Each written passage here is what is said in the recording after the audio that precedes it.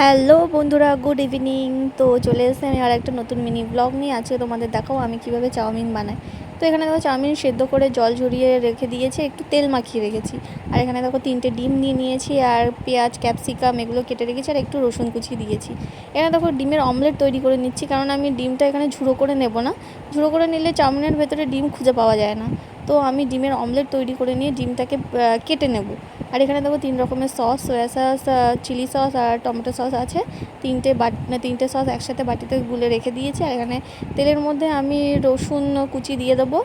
আর এবার ওর মধ্যে আমি পেঁয়াজ আর ক্যাপসিকামটা দিয়ে ভালো করে একটু হালকা করে ভেজে নেব, খুব বেশি ভাজবো না। তারপর হ্যাঁ, এর মধ্যে একটু নুন দিয়ে দেবো, অল্প করে নুন দিয়ে দেবো। তারপর পরে লাগলে আমি আর একটু দেবো। তো ওই যে দেখো নুনটা দিয়ে দিলাম।